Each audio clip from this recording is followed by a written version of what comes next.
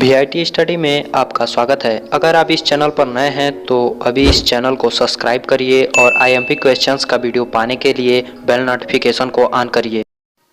दोस्तों, इस वीडियो में हम आपको बताएंगे एकक कोष्ठिका के बारे में। ये क्लास 12 का पहला लेसन ठोस अवस्था का भाग 4 वीडियो बनाया जा रहा है।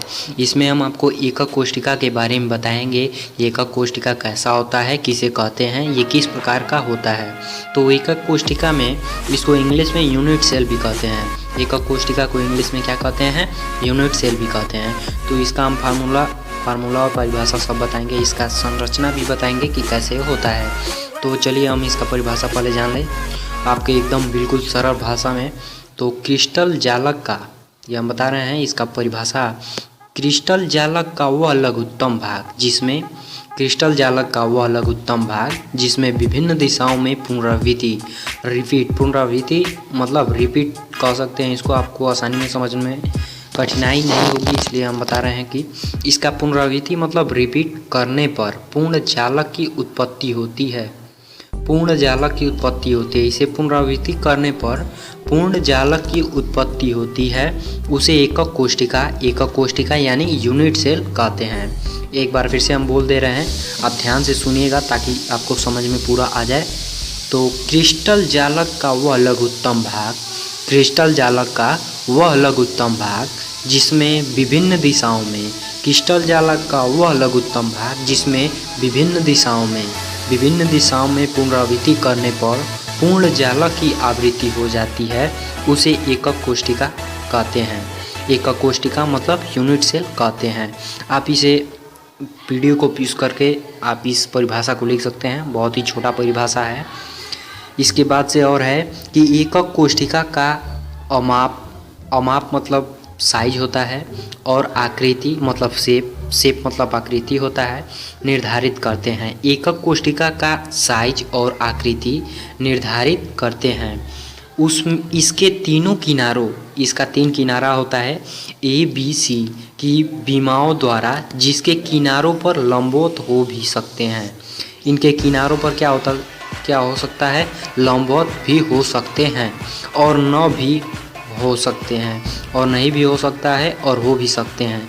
किनारों के मध्य कोण B तथा C, इनके किनारों का मध्य कोण B तथा C के मध्य लैम्डा कोण और A तथा C के मध्य B मतलब बीटा कोण और A और B के मध्य गामा कोण बनाते हैं। ये थोड़ा आपको समझ में नहीं आया होगा, हम इसका संरचना मत बना देंगे तो आप समझ जाएंगे।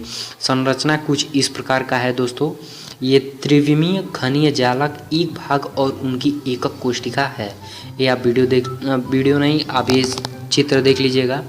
इसके बाद से हमारा है अगला टॉपिक है कि एकक कोष्ठिका की खुली संरचना। आप पढ़ लें यूनिट सेल मतलब एकक कोष्ठिका के बारे में आप जान गए जो क्या होता है। एक बार फिर से बता दे रहे हैं कि क्रिस्टलीय जालक का वह लघुत्तम भाग जिसमें विभिन्न दिशाओं में, क्रिस्टल जालक का वह लघुत्तम भाग जिसमें विभिन्न दिशाओं में पुनरावृत्ति करने पर पूर्ण जालक की उत्पत्ति होती है, उसे एकक कोष्ठिका कहते हैं। देखिए दोस्तों, ये कितना सिंपल था।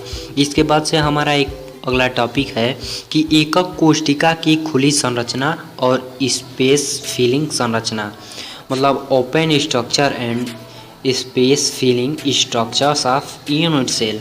तो एकक कोष्ठिका की खुली संरचना और स्पेस फिलिंग संरचना, इसके बारे में हम जानेंगे। इसका 3 संरचना है दोस्तों, इसके बारे में हम आपको बता रहे हैं बारी बारी से।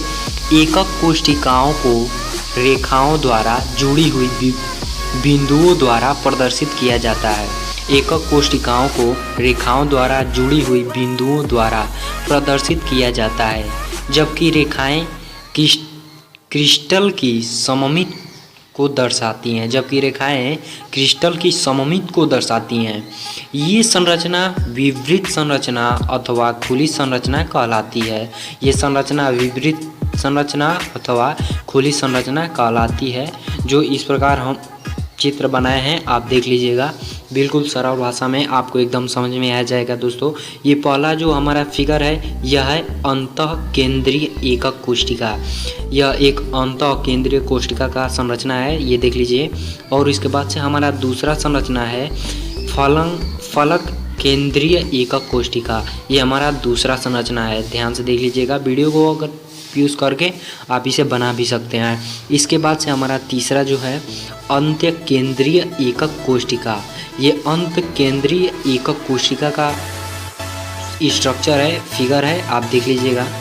इसके बाद से हम आगे बताते हैं इसके बारे में। इन फिगर्स के बारे में हम बता रहे हैं, संरचना के बारे में, कि वास्तव में अवयवी कण क्रिस्टल जालक का वही अधिक स्थान घेरते हैं और किसी न किसी प्रकार के बल द्वारा बंधे रहते हैं।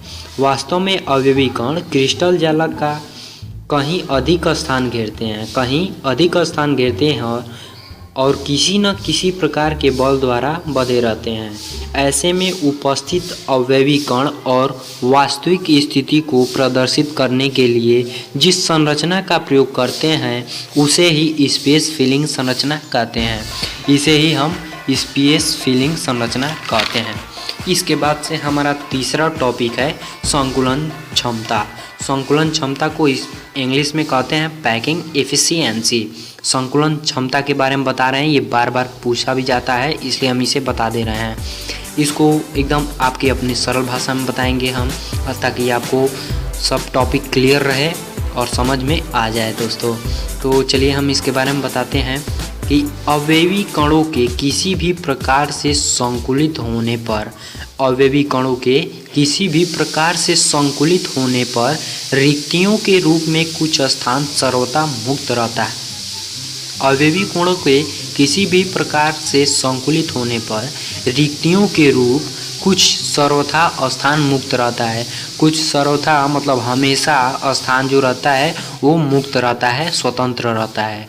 तो इसका हम परिभाषा बता रहे हैं एकदम आसान भाषा में दोस्तों, कि कुल उपलब्ध स्थान का वह प्रतिशत, ये ध्यान में रखिएगा कि कुल उपलब्ध स्थान का वह प्रतिशत जो कणों द्वारा संपूरित रहता है। एक बार फिर से देखिए, कुल उपलब्ध स्थान का वह प्रतिशत जो कणों द्वारा संपूरित रहता है संकुलन क्षमता मतलब पैकिंग एफिशिएंसी कहलाता है। एक बार फिर से बोल दे रहे हैं, आप ध्यान में एकदम समझ लीजिएगा। कुल उपलब्ध स्थान का वह प्रतिशत जो कणों द्वारा संपूरित रहता है संकुलन क्षमता कहलाता है। ये आपका क्लियर हो चुका होगा संकुलन क्षमता। इसके बाद से हमारा एक था HCP तथा CCP संरचनाओं में संकुलन क्षमता। HCP तथा CCP संरचनाओं में संकुलन क्षमता, इसको दोस्तों ये प्रूफ करने वाला है, इसलिए हम इस वीडियो को यहीं पे बंद करते हैं। अगले वीडियो में हम आपको बताएंगे packing efficiency in HCP and CCP structure, मतलब HCP तथा CCP संरचनाओं में संकुलन क्षमता। वीडियो पसंद आए तो वीडियो को लाइक करिएगा और आप चैनल पे नए हैं तो चैनल को ज़रूर सब्सक्राइब करिएगा दोस्तों।